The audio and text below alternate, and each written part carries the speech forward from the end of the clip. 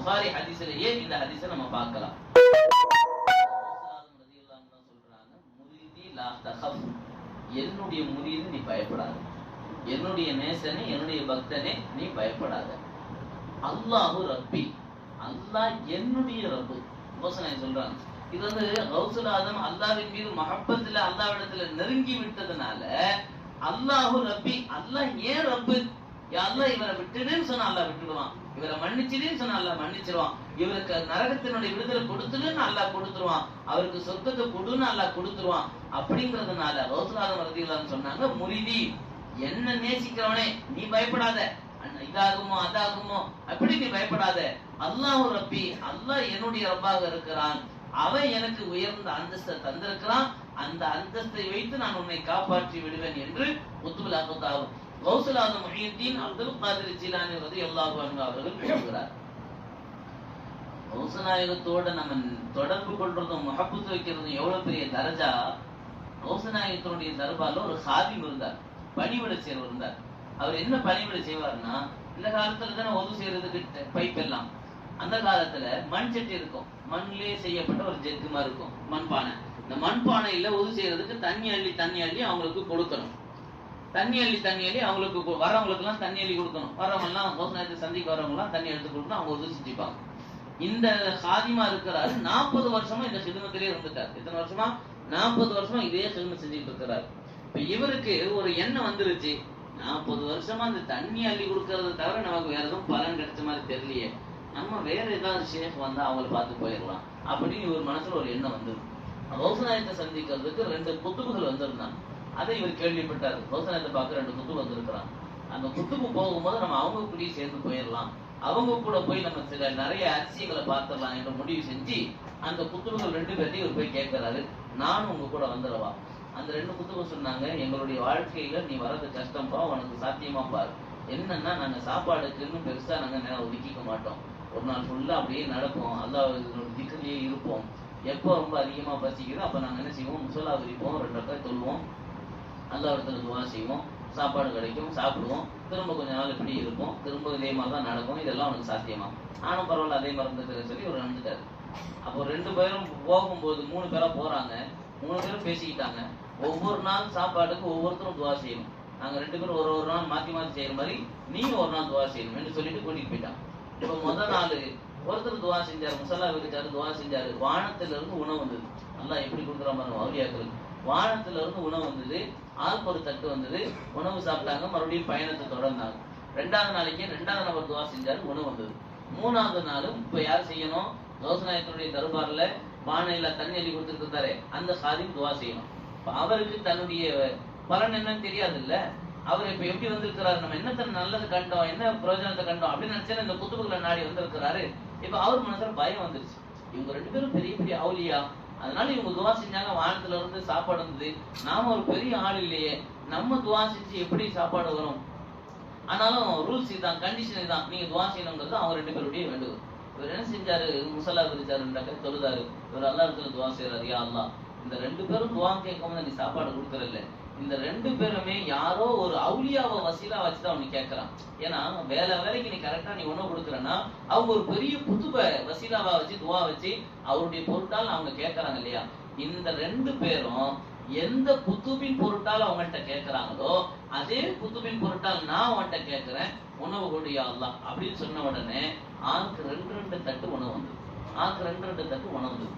இப்ப இந்த முதல் இந்த 2 பேரும் இந்த கௌசநாயகத்துடைய ஹாதிமா பார்த்து கேட்கறாங்க, நீங்க என்ன துவா செஞ்சீங்க, உங்களுக்கு 2 தட்டு வந்திருக்கு.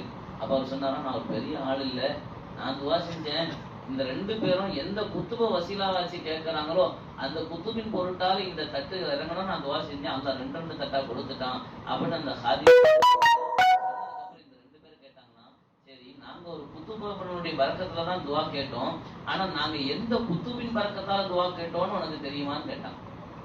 இந்த ஹாதிம் சொன்னது தெரியாது, நாங்க எந்த குத்துபனுடைய பரக்கத்தை வச்சு கேட்டோம் தெரியுமா, நாங்க எல்லா இடத்துல ஒவ்வொரு நாளும் துவா செய்வோம், யார் 40 வருஷமா கௌசநாயகத்துடைய தர்பார்ல தண்ணி அள்ளி கொடுக்கிறாரோ அவரின் பரக்கத்தால் என்று நாங்க துவா செய்வோம், எங்களுக்கு உணவு வந்ததுன்னு சொன்ன உடனே அப்போதான் இந்த ஹாதிமுக்கு விளங்குச்சு நம்மள கௌசநாயகர் எவ்வளவு பெரிய மருத்துவார வச்சிருக்கிறாங்க. இதை கேள்விப்பட்ட உடனே சட்டையை கிழிச்சுக்கிட்டு ஓடி வந்தாங்க கௌசநாயகத்துக்கு. தப்பு பண்ணிட்டேனே, நான் உங்களை விட்டு போயிட்டேன். எப்பேற்பட்ட மகாமில கொண்டு வந்து நிறுத்தி இருக்கிறாங்க பாருங்க. அவங்க 2 பேருமே குத்துபு தான். அந்த 2 பேருடைய குத்துபும் அவங்களுக்கான உணவு யார் மூலியமா தான் கிடைக்குது? தண்ணி எடுத்து கொடுக்கிற அந்த காதி மூலியமாக கிடைக்குது என்றால், தண்ணி எடுத்து கொடுக்கிறவருக்கு அல்லாஹ் இவ்வளவு கௌசனாய் இவ்வளவு பெரிய தரஜாவை உயர்த்திருக்கிறாங்கும் பொழுது, அவர்களை நேசிக்கிற பொழுது, அவர்களுடைய பெயரை சொல்லுகிற பொழுது நம் எவ்வளவு பெரிய ஈடேற்றம் பெறுவோம் என்பதை நாம் இங்கு எண்ணி பார்க்க வேண்டும். அதனால கௌசலாதம் முஹியத்தீன் அப்துல் காதிர் ஜிலானி ரலியல்லாஹு அன்ஹு அவங்களுடைய பெயரை துதித்துக் கொண்டிருப்பது கூட மிகப்பெரிய சிறப்பு என்பதை நாம் புரிந்து கொள்ளலாம். கௌசனா ரலியல்லாஹு அன்ஹு சொல்றாங்க, என்னுடைய பெயரை சொல்லுங்க, என் மீது மஹப்பத்தா இருங்க, மன்னரையில் இருந்து கூட அதாபில் இல்லாமல் காக்கப்படுவோம். ஸல்லல்லாஹு அலைஹி வஸல்லம் ஹதீஸ் வருது. நபிகள் நாயகம் ஸல்லல்லாஹு அலைஹி வஸல்லம் சொல்றாங்க, ஒரு மனுஷனுக்கு மன்னரையில யாரும் கூட வர மாட்டாங்க. என்னதான் மஹப்பத்தான அத்தாமா இருந்தாலும் ஒரு ஜனாசா பிள்ளைன்னா அந்த பிள்ளை அடக்கும்போது அத்தாமா கூட வரப்போறது கிடையாது. அதே போல கணவன் மனைவியில யார் இறந்தாலும் யாரும் கூட வரப்போறது கிடையாது. அப்ப மன்னரைங்கிறது தனிமை வீடு. எவ்வளவு நெருக்கமானவங்க இருந்தாலும் எவ்வளவு பாசமானவங்க யாரும் வர முடியாது. அப்ப யாருமே இல்லாத இடத்துல தனிமையில இருக்கிற இவனுக்கு உதவுவது யார்? அதே போல நாளை மறுமையினுடைய நிலவரத்தை அல்லாஹ் குர்ஆன்ல சொல்றான், பெற்ற பிள்ளையை விட்டு தாய் ஓடி விடுவாள், உடன் பிறந்தவன் தன்னுடைய சகோதரனை விட்டு ஓடிடுவான், நண்பன் நண்பனை விட்டுட்டு ஓடிடுவான், கணவன் மனைவி யாரும் நிக்க மாட்டான். எங்க நம்மளுடைய நன்மை பறிச்சிடுவாங்கன்னா அவங்க ஓடிடுவாங்க, யாரும் இன்னொருத்தனை காக்கிறதுக்கு நிக்க மாட்டாங்க. இதுதான் மறுமையினுடைய நிலவரம். அப்ப மன்னரையிலையும் தனிமை, நாளைக்கு மறுமையிலையும் தனிமை இல்லையா? இந்த 2 இடத்துலயும் நமக்கு கை கொடுக்கிறது யாருன்னு பார்த்தா, நபிகள் நாயகம் ஸல்லல்லாஹு அலைஹி வஸல்லம் அவர்கள் கூறுகிறார்கள், நீ வாழுகிற காலத்துல எல்லாம் என் குடும்பத்தார்கள் மீது மஹப்பத்து வச்சு நீ வாழ்ந்தேயானால், என் குடும்பத்தார்கள் யார்? கௌஸ் நாயகம் ரசூலுடைய குடும்பம் தான், அஜ்ம நாயகம் ரசூலுடைய குடும்பம் தான், நாகூர் நாயகம் ரசூலுடைய குடும்பம் தான். என் குடும்பத்தார்களை நீ நேசித்து வாழ்ந்து நீ அந்த நினைப்பிலேயே நீ மரணிப்பாயானால், உன்னுடைய கபூர்ல சொர்க்கத்துல இருந்து 2 வாசல் திறந்து வைக்கப்படும். உன்னுடைய கபருக்கு சொர்க்கத்தினுடைய 2 வாசல்கள் திறந்து வைக்கப்பட்டு உனக்கு அந்த சொர்க்கத்தினுடைய தென்றல்கள் வீசப்படும்.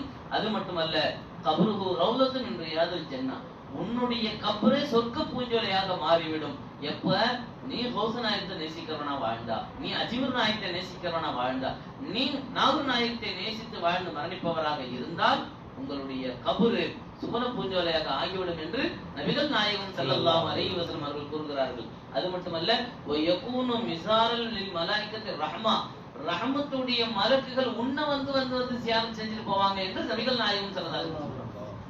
ரஹ்மத்துடைய மலக்குகள் வந்து சியாரத் செய்கிற அளவிற்கு அந்த கபராளி உயர்கிறார் என்றால், அவர் வாழ்ந்து மரணிக்குகிற பொழுதும் அவர் கௌஸ் நாயகத்துடைய பிரியத்தில் அவர் இருக்க வேண்டும். பெருமானார் ஸல்லல்லாஹு அலைஹி வஸல்லம் அவர்கள் சொல்லுகிறார்கள், என்னுடைய குடும்பத்தார்களின் மீது நேசம் வச்சு நீ வாழ்ந்து மரணிப்பாரையானால், அலா வமம்மாத அலா ஹுப்பி ஆலி முஹம்மதின் பஷரஹு மலக்குல் மௌதி பில் ஜன்னah, அவருடைய ரூஹை எடுக்கிற பொழுது யார் கௌஸ் நாயகத்தை நேசிச்சு வாழ்ந்து அந்த மஹப்பத்திலே மௌத்தாயிட்டாரோ, அவருடைய ரூஹை கைப்பற்றுகிற பொழுது அந்த மலக்கு சொல்லுவாங்களாம், எப்பா நீ வாழ வேண்டிய சொர்க்கத்துல உன்னுடைய இடம் இதுதான், அந்த அறிவிப்பு செஞ்சுட்டு தான் ரூஹையை கைப்பற்றுவார்கள் என்று நபிகள் நாயகம் ஸல்லல்லாஹு அலைஹி வஸல்லம் அவர்கள் கூறுகிறார். எனவேதான் கௌஸலாதம் ரலியல்லாஹு சொன்னாங்க, ஒமன் நாதா பி இஸ்மி, என் பெயரை யார் துதிக்கிறாரோ, என் பெயரை யார் சொல்லிக் கொண்டிருக்கிறாரோ, யா கௌஸ் யா முஹீதீன், யா கௌஸ் யா முஹீதீன் என்று யார் என்னுடைய பெயரை சொல்லிக் கொண்டே இருக்கிறாரோ, குஷிஃபத அன்ஹு, அவருடைய கஷ்டங்கள் நீக்கப்படும். அவர் மன்னரையில சிரமப்படுற போது என் பெயரை சொல்றாரா, குஷிஃபத அன்ஹு, அவருடைய கஷ்டம் போகும். சிராத்துல் முஸ்தகீம் பாதத்தை கடக்கிற பொழுது கஷ்டப்படுறாரா, அவர் என்ன அழைக்கட்டும், யா முஹீதீன் என்று அழைக்கட்டும். புரிஞ்சு தனு, அவருடைய கஷ்டங்கள் நீக்கப்படும். என்ன அமளி துமலில் அவர் இருக்கிறாரோ அந்த அமளி துமலில நிற்கிற அவர், நான் காப்பாற்றுவேன் என்கிற நம்பிக்கையில் அவர் என்னை அழைப்பாரே, ஆனால் நான் அவரை கரம் பிடித்து காப்பாற்றுவேன், அவரை நான் கரை சேர்ப்பேன் என்று கௌசுல் ஆலம் முஹியுத்தீன் அப்துல் காதிர் ஜிலானி ரலியல்லாஹு அன்ஹு சொன்னார். நேசம் வைக்கணும். இறுதியாக ஒரே ஒரு செய்தி சொல்லி நான் முடித்துக் கொள்கிறேன். கௌஸ் நாயகத்தின் மீது நம்ம இந்த நேசத்தை வளர்த்துக்கணும். 4 நாளுக்கு அவங்களுடைய பேரை சொல்லிக்கிட்டே இருக்கணும். கௌஸ் நாயகத்துக்கு ஒரு ஷேக் இருந்தாங்க, ஹம்மாது ஷேக், கேள்விப்பட்டிருப்பீங்க. கௌஸ் நாயகத்தில ரொம்ப கவலையா இருந்தாங்க. ஹம்மாது ஷேக் கேட்டாங்க கௌஸ் நாயகத்தை பார்த்து, ஏன் கவலையா இருக்கிறீங்க? கௌஸ் நாயகம் ரலியல்லாஹு அன்ஹு சொன்னாங்க, என்னுடைய முரீதுகளை நினைச்சு நான் கவலைப்படுறேன். நாளைக்கு மறுமையில நான் அல்லாஹ் இடத்துல என் முரீதுகளை, என் நேசர்களை நீ மன்னிச்சிரியா அல்லாஹ் அப்படின்னு நான் கேட்டா அல்லாஹ் மன்னிச்சிருவானா அப்படின்னு நான் கவலைப்பட்டுக்கிட்டு இருக்கிறேன் என்று கௌஸுல் ஆலம் முஹியுத்தீன் அப்துல் காதிர் ஜிலானி ரலியல்லாஹு அன்ஹு சொன்னாங்க. ஹம்மாது ஷேக் சொன்னாங்க, லவ்ஹுல் மஹ்ஃபூஸை பார்த்துட்டு அம்மாது ஷேக் சொல்லிட்டு சில அவுலியாக்களுக்கு சில பார்வைகள்ல சில ரகசியங்களை அல்லாஹ் காட்டி தருவான் இல்லையா? இந்த கௌசநாயகத்தோட ஷேக் இவங்களுக்கு சில அதிசயத்தை அல்லாஹ் காட்டி தரான். இந்த அதிசயத்தை பார்த்துட்டு அம்மாது ஷேக் அப்துல் காதிர் ஜிலானி ரலியல்லாஹு அன்ஹு அவங்கள்ட்ட சொல்றாங்க, அப்துல் காதிரே நீங்க கவலைப்படாதீங்க, உங்களுடைய முரீதுகள் மரணிக்குகிற பொழுது தௌபாவோடு தான் மரணிப்பார்கள் என்று, அதே போல நீங்க அல்லாஹ்விடத்தில் இந்த முரீதுக்கு மன்னிப்பு வேணும் நீங்க கேட்டா அல்லாஹ் கட்டாயம் அவரை மன்னித்து விடுவதாக இத மாதிரி 70 வாதம் அவங்களுக்கு அல்லாஹ் செஞ்சு கொடுத்திருக்கிறான்.